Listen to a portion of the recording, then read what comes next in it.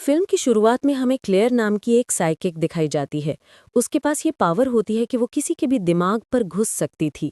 उसके पास एक mail client आता है तो क्लेयर अपनी थेरेपी के तौर पर उसकी मेमोरी में चली जाती है। उसकी मेमोरी में वो स्कूल तक पहुंचती है, जब वो क्लाइंट छोटा बच्चा था और स्कूल में पढ़ता है। उस बच्चे की किताब दिखाई देती है जिसके अंदर हेल्प लिखा होता है। फिर वो एक टीचर के रूम में पहुंचती है। टीचर ने उस बच्चे को एक पिंजरे में बंद करके रखा हुआ था। क्लेयर उसे कहती है कि वो पिंजरे से बाहर निकले और यहाँ से भाग जाए, लेकिन तभी टीचर उसकी तरफ मुड़ा और हमला कर देता है। तब क्लेयर उस बच्चे को समझा रही होती है कि उसे यहाँ से बाहर निकलना पड़ेगा, लेकिन तभी क्लेयर की बेटी उसको उठा देती है जिससे कि वो बाहर आ गई। क्लेयर ये देखकर समझ गई थी कि स्कूल के दौरान उस टीचर ने उसके साथ बहुत बुरा सलूक किया। आज भी उसके दिमाग में कहीं ना कहीं ये बुरी सोच मौजूद है। तभी क्लेयर की बेटी, जिसका नाम जॉर्डन है, वो फिर से आई और क्लेयर से पूछती है कि आखिर उस क्लाइंट के साथ हुआ क्या था। तो वो उसे सारी बात बताती है। अब अचानक उनके दरवाजे पर कोई दस्तक देता है। जॉर्डन जाकर दरवाज़ा खोलती है तो वहाँ एक छोटी सी लड़की आई हुई थी, जो काफ़ी डरी हुई थी और उसके हाथों पर बहुत सारे जख्म और जलने के निशान। तो लड़की बताती है कि मुझे आपके घर का एड्रेस एक औरत ने दिया था, जो मेरी माँ की दोस्त है, और उसने कहा है कि आप लोग मेरी मदद कर सकते हो, मेरा इलाज कर सकते हो, क्योंकि वो भी कभी आपकी माँ की मरीज थी। वो बताती है कि मेरी ज़िंदगी खतरे में है, क्योंकि मुझे एक ऐसा खतरनाक ताकतवर क्रिएटर डीमन दिखाई देता है जो किसी और को दिखाई नहीं देता। ये सुनकर जॉर्डन हैरान हो गई और फौरन उससे पूछती है कि अभी वो कहाँ है। बच्ची डर के कहती है कि वो ठीक आपके पीछे खड़ा है। जॉर्डन जल्दी से पीछे मुड़कर देखती है, लेकिन उसे वहां कोई भी नजर नहीं आता। तभी क्लेयर अपने रूम से बाहर आती है और वो उस क्रिएचर को देख पा रही थी, जिससे वो काफी डर जाती। इतने में यहाँ बच्ची का बाप आ गया, जिसका नाम रैंडल है। वो अपनी बच्ची को यहाँ से ले जाने लगा और कहता है कि उसे किसी भी मदद की कोई ज़रूरत नहीं है। उनके जाने के बाद जॉर्डन अपनी माँ के पास आई और कहती है कि हमें इस छोटी लड़की की मदद करनी चाहिए। लेकिन क्लेयर उसे समझाती है कि वो लोग उसकी मदद नहीं कर सकते, क्योंकि जो चीज़ मैंने देखी है, वो क्रिएचर, वो बहुत ही ज़्यादा पावरफुल और ख़तरनाक है। जॉर्डन कहती है कि मैं अकेली ही इन्वेस्टिगेशन करूंगी। वो भी रात को अपने लैपटॉप से उसी औरत का नाम सर्च करने लगती है जिसके बारे में बच्ची ने बताया था कि वो मेरी माँ की दोस्त है और क्लेयर की मरीज भी रह चुकी है, जहाँ उसे उसका एड्रेस मिल जाता है। तभी यहाँ क्लेयर भी आ गई, इसलिए जॉर्डन उसे छिपा लेती है। रात को जॉर्डन जब सो रही थी, तब अचानक से उसे अपने बचपन का एक सपना आता है। उसे अलमारी के पास एक सीढ़ी दिखाई और जब वो वहां जाने लगती है तो उसी वक्त उसकी नींद खुल जाती है। तब उसने देखा कि ये सिर्फ एक सपना था। अगली सुबह होते ही वो अकेली ही उस पड़ोसन के घर जाने के लिए निकल जाती है, जिसके बारे में बच्ची ने बताया था कि वो मेरी माँ की दोस्त है। उससे बात करती है। फिर जॉर्डन उसे उस छोटी बच्ची के बारे में पूछने लगी। इस पर पड़ोसन बताती है कि उस बच्चे की माँ की हाल ही में मौत हुई है, जिसके बाद से ही उसके डैड और वो एकदम घर में ही रहने लग गए हैं। ना बाहर आते हैं और ना ही किसी से मिलते हैं, बात करते हैं। पर एक बार जब मैं उनके घर गई थी तो मैंने देखा था कि उसके हाथ पे निशान हैं, जिससे मुझे लगा था कि वो दिमागी तौर पर बीमार है। इसीलिए मैंने तुम्हारी माँ का नंबर उन्हें दिया था ताकि वो वहाँ पर जा सके और क्लेयर उनकी मदद करे।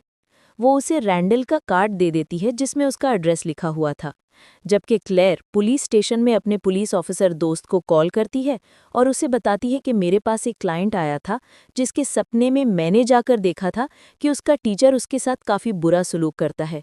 वो उसे टीचर का नाम भी बताती है और कहती है कि तुम लोग उस पर नज़र रखो। वो ये बात जानता था कि क्लेयर का अंदाज़ा कभी गलत नहीं होता, इसीलिए वो फौरन अपनी टीम को उस पर नज़र रखने के लिए कह देता है। उसके बाद क्लेयर उस बच्ची और क्रिएचर की ड्राइंग बनाती है और सोचने लगी कि आखिर ये कैसा क्रिएचर। इधर जॉर्डन बच्ची के घर के एड्रेस पर पहुंच गई। उसे बेसमेंट में से किसी के चलने की आवाज़ आती है, और अब जब वो दोबारा दरवाजे के पास आई तो वहां पर रैंडल आ चुका था और उससे पूछता है कि आखिर वो उसके घर के बाहर क्या कर रही है। इस पर वो उसे बताती है कि वो यहाँ उसकी बेटी से मिलने आई है। तब उसने कहा कि मैं तुम्हें पहचान गया हूँ और मेरी बेटी की थेरेपी मुझे नहीं करवानी, तो तुम यहाँ से चली जाओ। लेकिन वो बहुत जिद्दी थी, जो कि उसकी बात नहीं मानती और उसके जाने के बाद चुपके से घर के अंदर घुस जाती और वहां पर छानबीन करने लगती। उसे रैंडल और उसकी फैमिली की तस्वीर भी नजर आई, जिसके बाद उसे एक खुफिया दरवाज़ा नजर आता है, जिसे देखकर वो हैरान हो जाती और पेचकस लाकर उसके नट्स को खोल देती।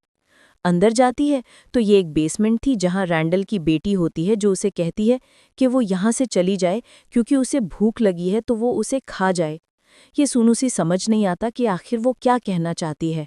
मगर अचानक रैंडल पीछे से आकर उस पर अटैक कर देता है, जिससे जॉर्डन वहीं बेहोश हो जाती है। उधर उसकी माँ उसे फोन कर रही थी लेकिन वो कॉल नहीं उठा रही थी। अब अचानक उसके पास पड़ोसन की कॉल आई जो उसे बता देती है कि उसकी बेटी कुछ देर पहले उससे मिलने के लिए आई थी और अब वो रैंडल के घर गई है उसकी बेटी को देखने के लिए। ये सुनकर क्लेयर हैरान हो गई और उससे कहती है कि मैं फौरन वहाँ पर आ रही हूँ, तो तुम मुझे रैंडल के घर पर फौरन लेकर जाओ। उधर जॉर्डन के जब आंखें खुलती हैं तो वो खुद को बंधा हुआ पाती है। फिर वो अपनी साइड में एक लेडी को देखती है जो पूरी तरह जली हुई है। ये देखकर वो हैरान हो जाती है और तभी रैंडल वहाँ पर आता है जो उससे उसके फोन का पासवर्ड पूछता है। तब वो कहती है कि मुझे यहाँ से जाने दो क्योंकि मैं तुम्हारी बेटी की मदद कर सकती हूँ। इस पर वो जवाब देता है कि नहीं, मेरी बेटी की मदद कोई भी नहीं कर सकता क्योंकि वो एक ऐसा डेमन है जो हमेशा भूखा रहता है और भूख मिटाने के लिए उसे इंसान चाहिए होते हैं। वो मेरी बेटी से अटैच्ड है तो कोई भी ऐसा इंसान नहीं है जो उसकी मदद करे और क्रीचर को वहाँ से निकाल सके। इस पर जॉर्डन कहती है कि मेरी माँ ने उस क्रीचर को देखा था और अगर तुम लोग चाहो तो माँ तुम्हारी मदद कर सकती है। तभी रैंडल अपनी बेटी को बुलाता है और उसे कहने लगा कि क्रीचर को भूख लगी होगी तो वो उसे कुछ खिला दे। इस पर उसकी बेटी जॉर्डन के पास आई और उसके कंधे पर हाथ रखकर कहती है कि वो अपनी भूख मिटा ले। इसी के साथ क्रीचर के हाथ बाहर आकर जॉर्डन के बाजू को पकड़ लेते हैं जिससे उसकी बाजू जलने लगी है और क्रीचर उसका खून पीने लगा। तभी रैंडल अपने बेटे को रोककर कहता है कि बस बस वो हुआ, अब तुम यहाँ से जा सकती हो। अब हम रैंडल को देखते हैं जिसने जॉर्डन का फोन तोड़ दिया था और वो अपनी गाड़ी पे कुछ सेटअप कर रहा था। तभी उसकी बेटी वहाँ पर आती है और वो उसके प्लास को चुराकर वहाँ से ले गई। फिर जॉर्डन के पास आकर उसे दे देती है। उसने ये भी कहा कि मेरे डैड को मत बताना कि मैंने ऐसा किया है क्योंकि मैं तुम्हारी मदद करना चाहती हूँ। रैंडल जब देखता है कि उसका प्लास वहाँ से गायब है तो वो समझ जाता है कि मेरी बेटी जरूर उस लड़की की मदद कर रही है, इसीलिए वो फौरन नीचे आने लगता है। लेकिन तब तक जॉर्डन ने वो रस्सी काट दी थी और अपने आप को छुड़ा लिया। वो उस लेडी को भी छुड़ाती है और उसे अपने साथ ले जाने लगी है। मगर तभी सामने रैंडल आ गया और उस पर बंदूक तान देता है। उसकी बेटी बंदूक के सामने आ गई, कहती है जॉर्डन बेकसूर है तो इसे यहाँ से जाने दे। लेकिन तभी वो लेडी रैंडल पर अचानक हमला कर देती है। तब उसे गोली चल गई जो कि उसकी बेटी की गर्दन के आर पार हो गई थी और वो जॉर्डन के हाथों में ही दम तोड़ देती है। तभी उसने अपने सामने उस क्रीचर को देखा जो अब उस बच्ची से जॉर्डन के अंदर शिफ्ट हो गया था, जिसके बाद वो वहाँ से बाहर भाग जाती है और रैंडल अपनी बेटी की लाश को लेकर रोने लगा है। जॉर्डन जब भागकर बाहर आई तो उसकी माँ भी वहाँ पर आ जाती है जिसने पुलिस को खबर कर दी थी और पुलिस भी वहाँ पर पहुँच जाती है, जबकि रैंडल रोते हुए अपनी गाड़ी में बैठता है और वहाँ से भाग निकलता। अगली सुबह क्लेयर पुलिस स्टेशन आई और अपने ऑफिसर दोस्त से पूछती है कि आखिर आप लोगों को उस घर में से क्या मिला। तब वो बताता है कि उस घर के अंदर उन्हें कई सारी लाशें मिली हैं और रैंडल ये काम आज से नहीं बल्कि कई सालों से करता आ रहा था। साथ ही वहाँ उसकी बेटी की लाश भी मिली है। वो उसे ये भी बताता है कि रैंडल अभी फरार है तो वो बहुत जल्द उसे पकड़ लेंगे। इधर दो पुलिस वाले जॉर्डन से पूछगछ कर रहे होते हैं। वो सारी बात बताती है जो भी वहाँ पर हुआ था। अचानक जॉर्डन उनके बीच उस क्रीचर को देखती है जिसे देखकर वो बहुत ज्यादा डर गई, जोर से चीख मार देती है। पुलिस वाले ये देखकर हैरान हो जाते हैं और समझ नहीं पाती कि वो आखिर ऐसा बर्ताव क्यों कर रही है और वो बाहर आकर अपनी माँ के गले लग जाती है। क्लेयर समझ गई कि मुझे अपनी बेटी की मदद करनी चाहिए, इसीलिए उसने फौरन अपनी बेटी को नीचे बुलाया और कहा कि मैं तुम्हारी थेरेपी करने के लिए तैयार हूँ। उसने पड़ोसन को कहा कि थेरेपी करते वक्त अगर मुझे जरा भी चोट आई तो तुम मुझे जगा देना ताकि हम फौरन सपने से बाहर आ जाएं। वो अपनी बेटी के माथे पर हाथ रखती है और फौरन उसके दिमाग में चली गई। जहाँ वो देखती है कि उसकी बेटी घर के बाहर बैठी हुई है तो वो फौरन उसे उठाकर घर के अंदर ले आई, लेकिन यहाँ बहुत अंधेरा था। वो ऊपर जाना चाहती है लेकिन अचानक से वो क्रीचर उसके सामने आ जाता है जो उसका हाथ पकड़ लेता है, जिससे क्लेयर का हाथ जलने लगा। अब पड़ोसन जब ये देखती है कि असली दुनिया में भी क्लेयर का हाथ जल रहा है तो वो उसे थप्पड़ मार देती है जिससे वो उसके दिमाग से बाहर आ गई। लेकिन ये देखकर क्लेयर को अंदाजा हो गया था कि अब वो क्रीचर उसकी बेटी के अंदर आ चुका है। वो अपनी बेटी को सुला देती है और उसने पड़ोसन से कहा कि तुम यहीं रुककर मेरी बेटी का ख्याल रखो क्योंकि मैं किसी जरूरी काम के लिए जा रही हूँ। वो फौरन अस्पताल जाती है जहाँ रैंडल की बीवी यानी उस बच्ची की माँ को कभी रखा गया था। इसी अस्पताल में क्लेयर का क्लाइंट यानी नर्स भी काम करता था। क्लेयर उससे मिलकर बच्ची की माँ की जानकारी मांगती है जिसके लिए वो राजी हो गया और बताता है कि जब उसकी माँ यहाँ मरीज थी तो जो डॉक्टर उसका इलाज कर रहा था एक दिन ना जाने उसे क्या हुआ वो बहुत डर गया और यहाँ से भाग निकला। अब क्लेयर उस डॉक्टर से मिलने पहुँचती है और बच्ची की माँ के बारे में पूछती है। डॉक्टर उसे कहता है कि वो पेशेंट सबसे ज्यादा अजीब थी, उसकी आंखें पूरी तरह सफेद हो गई थी और उसका जिस्म जलने लगा था। फिर मैं उसके पास गया जहाँ उसने मुझे बताया कि वो कुछ अजीब चीजें देख पा रही है जो बहुत भयानक है। तभी अचानक से मेरी कलाई भी जलने लगी जिससे मैं बहुत डर गया और वहाँ से भाग निकला। डॉक्टर क्लेयर को अपना हाथ भी दिखाता है। इधर जॉर्डन को फिर से अपने बचपन का सपना आया। जब वो अपने घर में आगे बढ़ रही थी तो अचानक से क्रीचर की शाखियों से पकड़ लेती है जिससे डरकर उसकी आंख खुल गई। फिर जब वो अपनी माँ को ढूंढने के लिए जाती है तो उसके पीछे उस क्रीचर को देख पाते हैं जो उसके पीछे ही लगा हुआ है। जब जॉर्डन आगे बढ़ी तो तभी यहाँ रैंडल आकर उसे अगवा कर लेता है और अपने साथ ले गया। एक बॉक्स में बंद करके सुनसान जंगल में लेकर आ आ जाता है। वो गड्ढा खोदने लगा उसे अंदर डालने के लिए। जॉर्डन उससे पूछती है कि आखिर वो ऐसा क्यों कर रहा है। तब वो बताता है कि मेरी बेटी से वो क्रीचर अब तुम्हारे अंदर ट्रांसफर हो गया है, अगर वो भूखा रहेगा तो वो मर जाएगा, इसीलिए वो इसे अंदर डाल रहा है ताकि वो किसी को भी जान से न मार सके और सिर्फ तुम पर फीड कर ले। फिर उसे गाड़ कर वो पुलिस स्टेशन आया और खुद को पुलिस के हवाले कर देता है। क्लेयर भी यही थी जो पूछती है कि आखिर मेरी बेटी कहाँ पर है, लेकिन उसने कुछ भी नहीं बताया और पुलिस उसे हिरासत में ले लेती है। अब क्लेयर अपने दोस्त से कहती है कि प्लीज मुझे एक बार रैंडल से बात करने दो, लेकिन उसने ये कहकर मना कर दिया कि ये उनके प्रोटोकॉल्स के खिलाफ है। लेकिन तभी वो देखता है कि जिस टीचर पर क्लेयर ने नजर रखने के लिए कहा था वो सच में मुजरिम था, छोटे बच्चों पर जुल्म किया करता था और उसे गिरफ्तार कर लिया गया है। यानी क्लेयर ने जो कहा था वो सच था, जो देखकर क्लेयर को इजाजत दे देता है ताकि वो रैंडल से बात कर सके। इसीलिए वो आकर रैंडल से पूछती है कि बताओ मेरी बेटी कहाँ पर है, लेकिन वो उसे कुछ भी बताने को तैयार नहीं था। इसीलिए वो अपनी पावर से पता लगाने लगती है कि आखिर उसकी बेटी कहाँ पर है। वो उसके सर पर हाथ रख के उसकी मेमोरी में गई, जिसके जरिए जंगल में आ जाती है, जहाँ वो पता लगा लेती है कि उसकी बेटी को तो उसने गाड़ दिया है। इसीलिए वो फौरन अपनी चाबी लेती है और पड़ोसन के साथ वहाँ पर जाने के लिए निकल जाती है। और जो पुलिस वाला था वो भी अपनी टीम के साथ उसका पीछा करने लगता है, जबकि क्रीचर जॉर्डन को परेशान कर रहा था क्योंकि उसे भूख लगी थी तो वो उसे छूकर जला रहा होता है। कुछ ही देर में क्लेयर और पड़ोसन वहाँ पहुंचे और दोनों जमीन खोदने लगे हैं। तभी उन्होंने देखा कि वो क्रीचर अभी भी जॉर्डन के पास ही है। इसीलिए वो क्लेयर से कहती है कि तुम पुलिस का ध्यान भटकाओ ताकि मैं जड़ से क्रीचर का खात्मा कर दूं। वो फिर अपनी बेटी के सर पे हाथ लगाती है और उसके दिमाग में घुस गई, जहाँ वो देखती है कि उसकी बेटी बहुत ज्यादा डरी हुई है। क्लेयर एटिक में गई जहाँ क्रीचर उसका गला पकड़ लेता है, लेकिन तभी वो क्रीचर के सर पे हाथ रख के अब उसके दिमाग में घुस जाती है। पता चला कि क्रीचर के दिमाग की जो जगह है वो बहुत ज्यादा डरावनी और काली है। तभी जॉर्डन भी उस दिमाग में आ गई थी और जब वो ऊपर गई तो अपनी माँ और क्रीचर को देखती है, जिससे वो समझ जाती है कि हम क्रीचर की मेमोरी में हैं, उसके दिमाग की दुनिया में। तभी क्लेयर क्रीचर को सामने देखती है जो डेमन शैतान वाली चेयर पर बैठा हुआ था। वो कहता है मुझे भूख लगी है, लेकिन क्लेयर ने उसे जवाब दिया कि मैं तुझे मार डालूंगी। लेकिन अचानक से वो गायब होकर पीछे से हमला कर देता है। उसने क्लेयर को बांध दिया था, फिर उसे मारने के लिए आता है, लेकिन तभी जॉर्डन क्रीचर के सर में खंजर घुसा देती है। क्लेयर ने भी क्रीचर को काट दिया और उसके टुकड़े टुकड़े होने की वजह से क्रीचर की फाइनली मौत हो जाती है। इसके बाद दोनों माँ बेटी क्रीचर की दुनिया से बाहर निकलते हैं, जबकि उधर पुलिस ने क्लेयर को देख लिया था, इसीलिए वो उसे उठा देता है। इस वजह से दोनों वापस असली दुनिया में आ जाती हैं। दोनों माँ बेटी रोने लगते हैं क्योंकि उनकी जिंदगी में सब कुछ ठीक हो गया था। दोनों गले मिलती हैं और इसी के साथ इस फिल्म की कहानी यहीं पर खत्म हो जाती है।